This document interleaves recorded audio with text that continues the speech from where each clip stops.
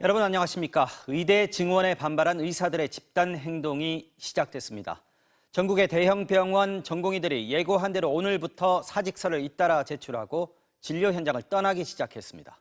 일부 수술이 연기되는 등 전국에서 실제 의료 차질이 빚어지고 있고 의료 대란 우려도 가시화되고 있습니다.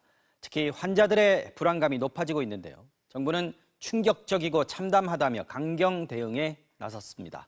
먼저 집단 사직이 벌어지고 있는 전공의들 상황부터 보겠습니다. 지윤수 기자입니다. 서울의 대형 병원 5곳, 이른바 빅5 전공의들이 일제히 사직서를 내기 시작했습니다. 가장 빠른 건 세브란스 병원입니다. 전체 전공의 612명 가운데 600명이 사직서를 제출하고 병원에 나타나지 않았습니다. 이 병원 응급의학과에 소속된 전공의 협의회장도 집단 사직에 합류했습니다. 서울 성모병원에서도 전체 290명 중 190명이 사직서를 낸 것으로 파악됐습니다. 이들 5개 대형 병원 전공의는 총 2,745명에 달합니다. 메일로도 내는 분들도 있고, 그다음에 개별적으로 내는 것들도 있고, 수술실도 이제 비상체제로 운영이 되니까 응급하거나 긴급하고 일반적인 수술은 이제 좀 조정이 된다는 거죠. 전국 수련병원에서도 전공의들의 집단 사직이 속출하고 있습니다. 그럼 사직서 제출하고 오시는 분이세요?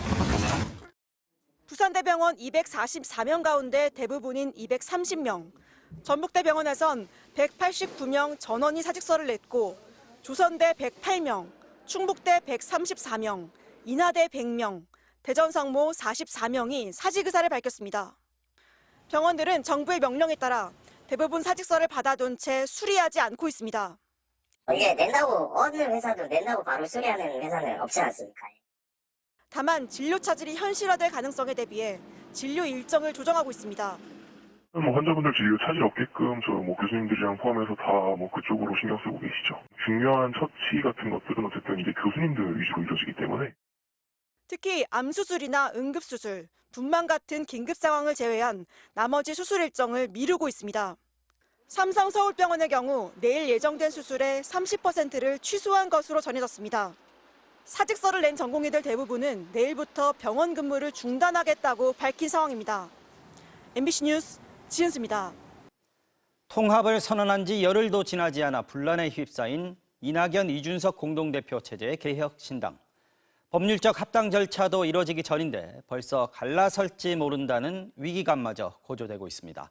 특히 총선 지휘권을 이준석 대표에게 넘긴다는 지도부 결정에 이낙연 대표 측이 강하게 반발하고 있는데요. 전두환과 뭐가 다르냐는 독설까지 나온 가운데 이낙연 대표 측은 내일 최종 입장을 밝힐 예정입니다. 김정우 기자의 보도입니다. 개혁신당의 세 번째 최고위원회의. 이낙연, 이준석 두 공동대표는 서로 시선을 피한 채 악수만 나눕니다. 냉랭한 분위기 속에 당 지도부는 총선 지휘권을 이준석 대표에게 맡기기로 결정했습니다. 신속성과 혁신성을 담보하기 위해서 최고위의 권한을 위임하여 이준석 당대표가 공동정책위 위원장과 협의해서 시행하고자 하는 것을 의결했습니다.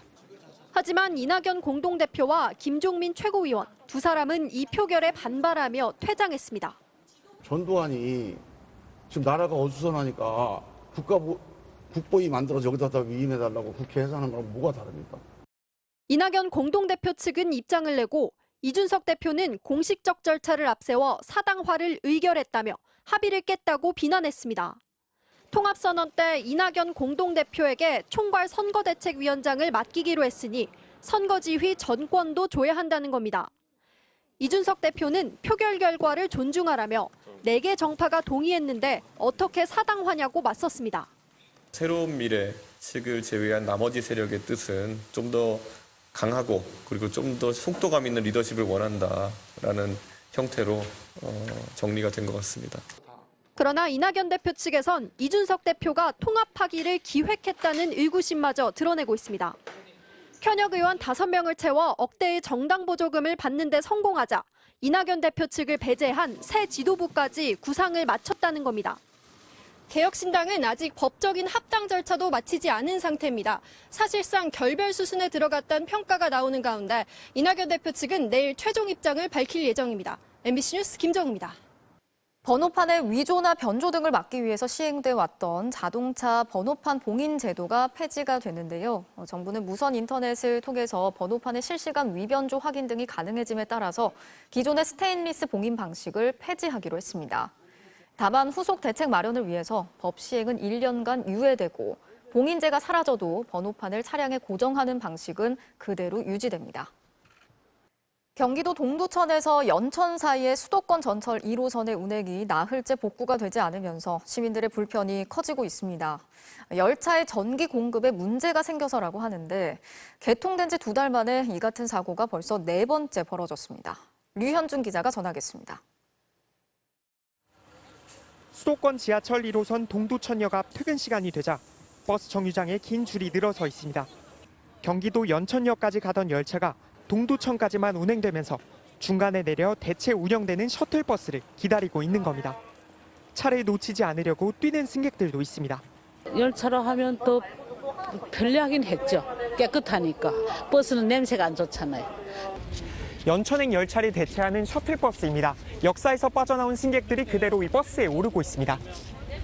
한국철도공사는 열차 도착 시간에 맞춰 45인승 셔틀버스 14대를 투입하고 있습니다. 하지만 버스와 열차를 번갈아 타야 하는 시민들은 불만을 토로합니다. 빨리 갔죠. 거기서 내리면 바로 20분이면 갔는데 이건 뭐 지금 1시간도 더 걸리잖아요. 안 바쁜 사람은 괜찮은데 바쁜 사람은 조금 그러죠. 시간 약속도 있고 그런 게 있으니까. 이번에 운행이 중단된 지하철 1호선의 동두천에서 연천역까지 4개 역은 지난해 12월 개통됐습니다. 그런데 개통 2달 만에 벌써 4차례나 같은 이유로 전기 공급이 중단됐습니다. 낙뢰로부터 철도 설비를 보호하는 피레기의 이상이 발견된 겁니다. 열차 시공사인 국가철도공단은 전동차에서 나오는 강한 고주파로 피레기가 손상됐을 가능성도 제기하고 있습니다. 운행 중단 날짜를 맞아 오늘로 예정됐던 합동점검도 인력 문제로 연기됐습니다. 공단 측은 아직 피레기 손상의 원인을 찾지 못했다며 열차 운행 재개 시점도 정해지지 않았다고 밝혔습니다. MBC 뉴스 류현준입니다.